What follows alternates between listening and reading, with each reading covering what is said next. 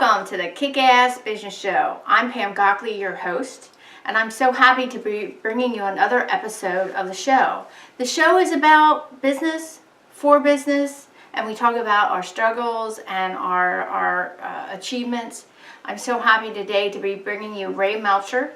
Ray Melcher is a co-founder and president of Marathon Advisors.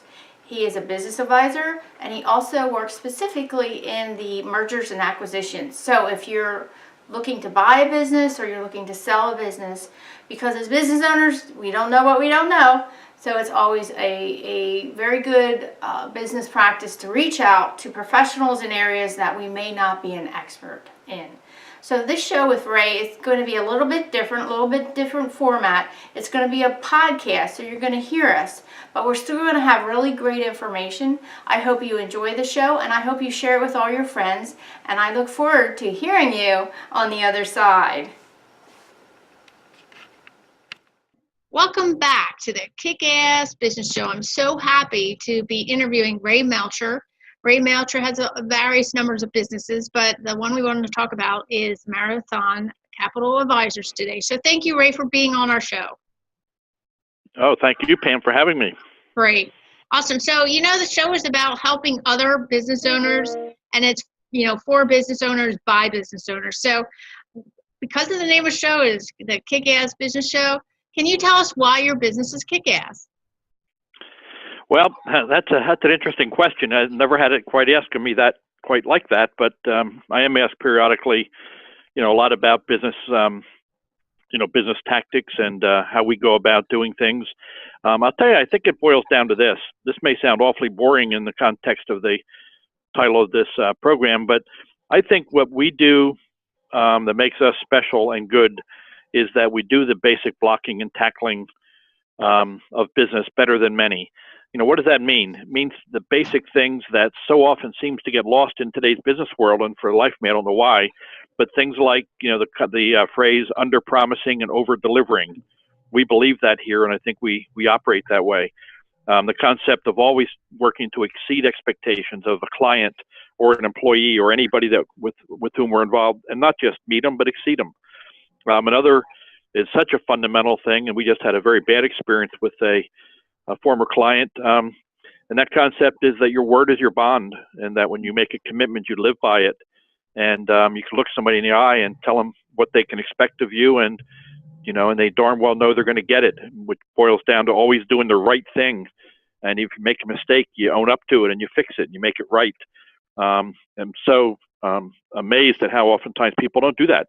They breach contracts, walk away from obligations, and the like, and just don't even seem to care. In our company, we don't allow that. We are absolutely committed to our word being our bond, and we do what we say we're going to do, and we make it right, and we own up to things we do well and the things we don't do so well, and we take responsibility. The other sort of phrase that I'll use is "do unto others as you would have them do unto you." Gosh, I can't think of anything more appropriate in business than that, and we live that here, and we think it makes us special. And then it's all the basic little tactical things as simple as, but somehow, I'm told, not common in today's world, and things like return phone calls promptly. If you tell somebody you're getting information to them, you get it to them. And just basically blocking and tackling, recognizing everybody's working hard, everybody has challenges, everybody wants to make money, everybody wants to succeed, everybody wants to be happy. And our little place in the world and in people's lives is simply to play into all of that, and that means we do all the things I just said. Don't set people up to fail. Make sure you exceed their expectations of you. Be honest with them at all times. Always make things right and do the right thing. Basic blocking and tackling, and we think if you do that day in and day out, you'll have a kick-ass company, and you'll have a lot of success. So it sounds to me like you're talking about the owner themselves or the person who is working for the company. It sounds like a lot of what you're talking about is like a personal development thing. It's like the personal actions. Am I hearing you right? I think if I understand your question, I think yes, in that me as the owner, everything I just said would not be a surprise if everybody in my company heard me say those things. They would say, well, these are exactly the things we talk about in our staff meetings and our review meetings of our client activities. We will say regularly, daily, potentially, well, let's make sure we do the right thing, or, that didn't work out the way we wanted to for the client. Let's make it right. Or the client, was given some bad information from somebody. Step in and help them. Work through that bad advice they got and get back on track.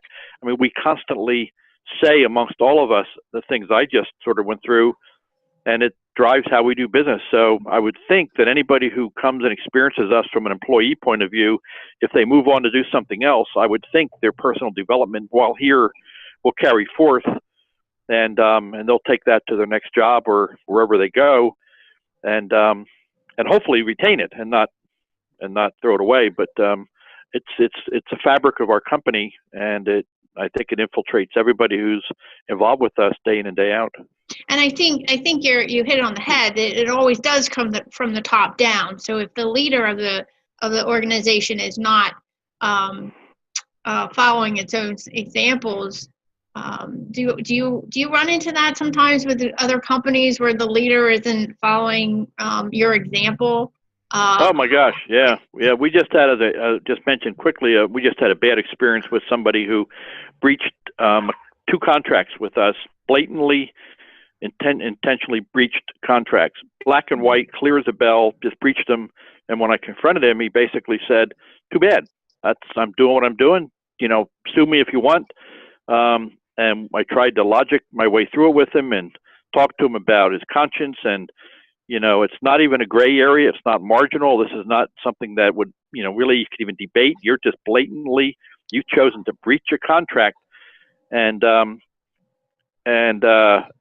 actually said to him, because he has a young son that he's developing in his business, I said, I hope you're not teaching your son to operate the way you do, because it'd be it's a sad way to bring somebody new into the business world.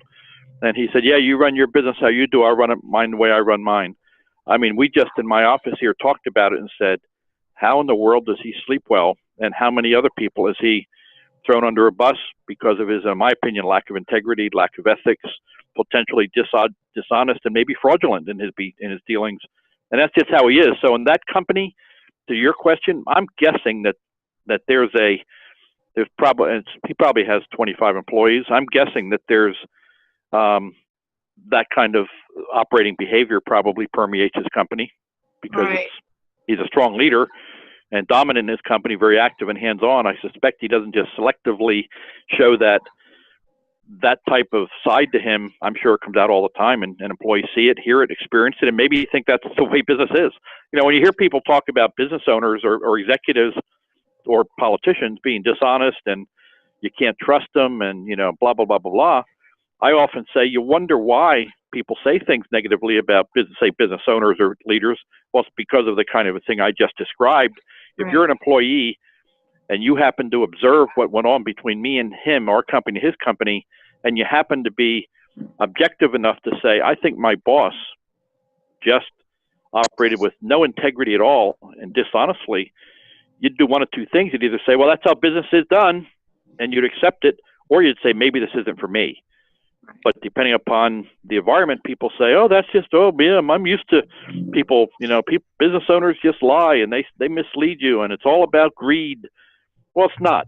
There are people, unfortunately, that are the bad eggs. I happen to always believe, I'll just digress for a second. Sure. When I was a banker in the loan area, we would spend so much time focusing on the delinquent loan customers who didn't pay on time. Well, the reality was less than 2% of our customers didn't pay on time, but we spend a tremendous amount of time focusing on those 2% or less, and the 98.5% of the customers who paid on time, we took it for granted. Not really took it for granted, but we didn't focus time on it because they didn't have to. They just paid and went about their business.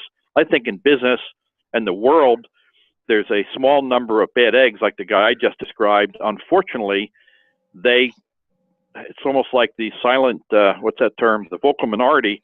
The small number of bad eggs makes a lot of business people get painted with the same brush, and hence people go around saying, oh, business owners and executives, they're all out for themselves. They'll steal you blind. They're only out to make money, to make themselves rich, blah, blah, blah, blah, blah.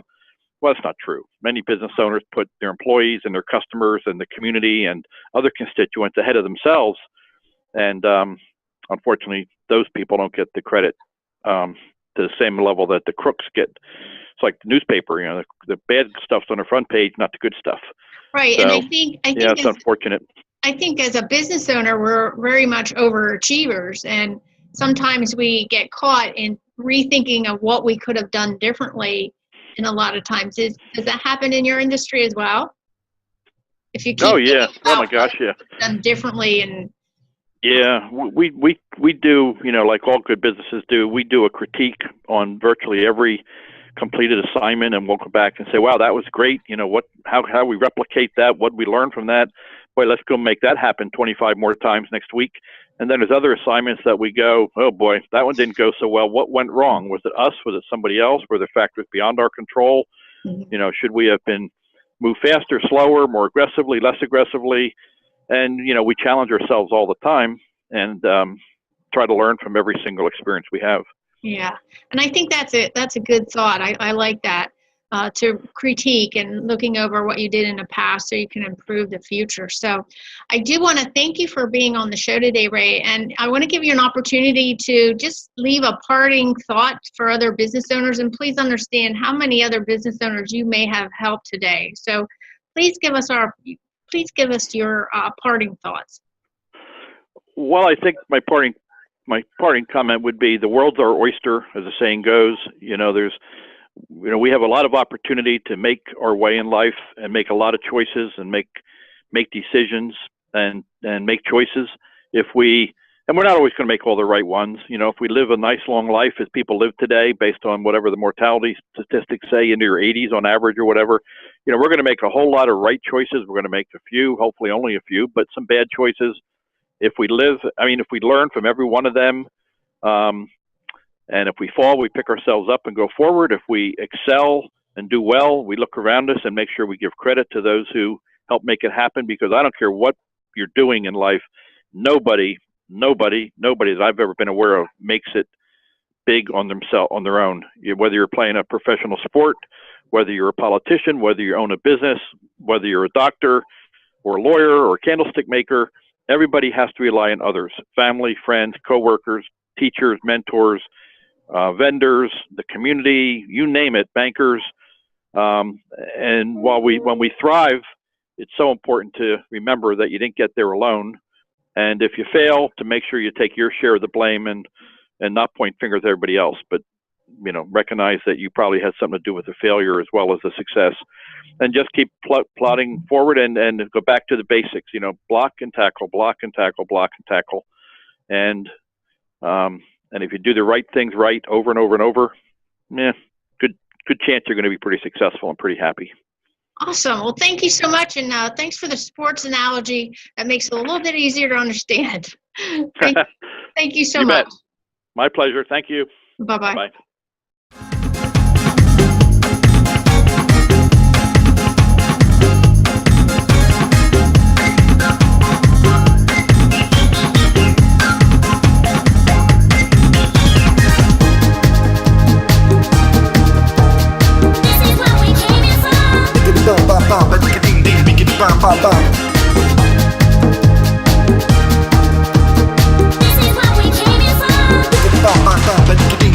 Bam, bam, bam.